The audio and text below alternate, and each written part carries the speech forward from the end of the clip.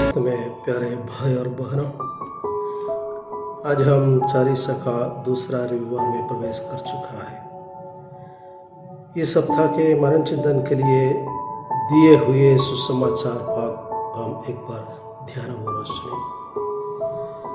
सदमती का सुसमाचार अध्याय 7 21 से 28 तक पद संख्याएं।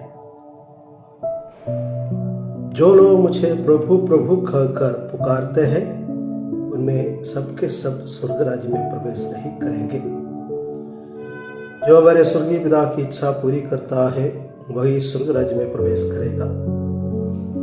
उस दिन बहुत से लोग मुझसे कहेंगे, प्रभु, क्या हमने आपका नाम लेकर भविष्यवाणी नहीं की? आपका नाम लेकर अबदूतों को नहीं निकाला? आपका नाम लेकर बहुत से चमत्कार नहीं दिखाए?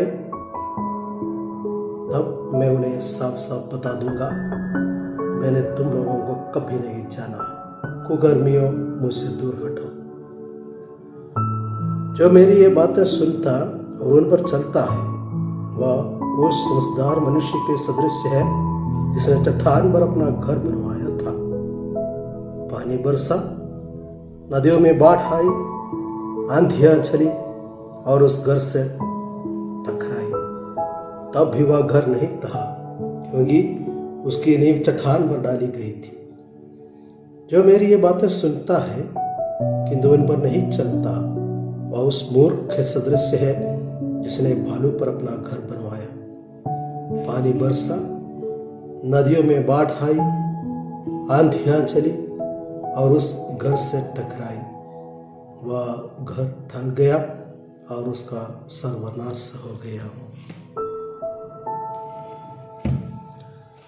इस बाइबल पाठ में विशेष रूप से प्रभु हमसे 2 कार्य बताते हैं।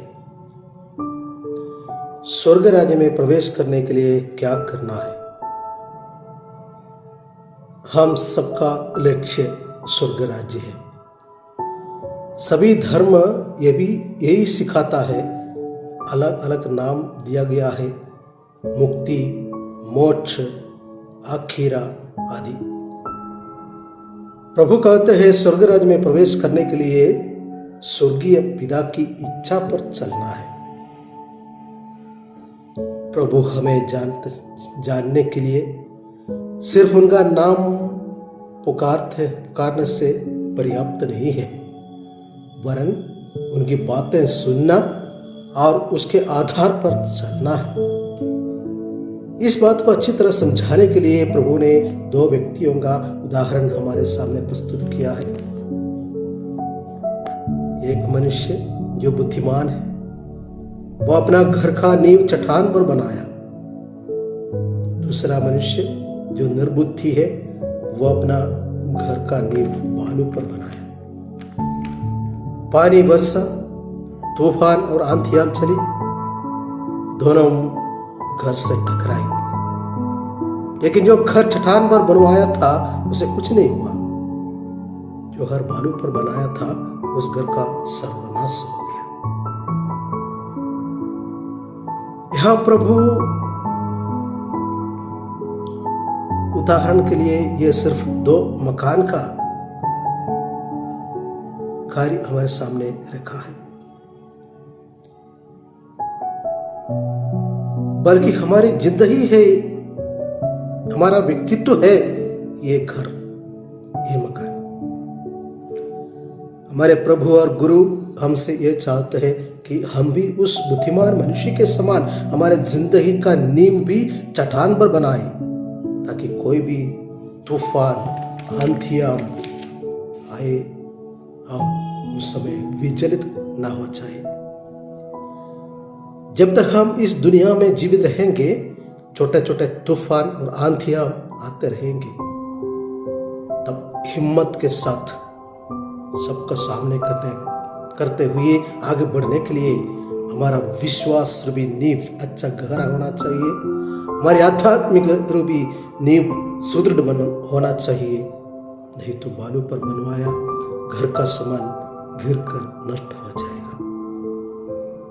हम जिस जीवन स्थिति में हैं, उस जीवन स्थिति का नींव सुदृढ़ और पक्का होना चाहिए। पारिवारिक जीवन बिताने वाले अपने परिवार सुदृढ़ बनाने के लिए सबसे पहले पति पत्नी के बीच अटूट रिश्ता होना चाहिए, प्रेम गहरा होना चाहिए, आपस में मदद करने का मनोभाव होना चाहिए, आपस में पक्का विश्वास होना चाहिए और आपस में आदर होना चाहिए और ईश्वर पर भरोसा रखना चाहिए।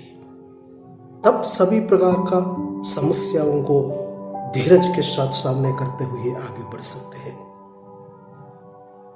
आज यदि कुछ परिवार टूट रहे हैं, समर्पित या संन्यास्त जीवन बिताने वाले लोगों के जीवन में कुछ कमियां दिख रहे हैं या पुरोहित जीवन बिताने वाले लोगों के सामने कुछ समस्याएं आते रहते हैं, तो इसका कारण और कुछ नहीं बल्कि नींव गहरा नहीं है और मजबूत नहीं है। आइए प्यारे भाई और बहनों, इस 40 के अवसर पर हम अपना जीवन रूपी मकान का नींव और थोड़ा मजबूत बनाए, सुदृढ़ बनाए। हम जानते हैं कि कोई भी मकान का समय समय पर उसका मरम्मत करने का आवश्यकता है।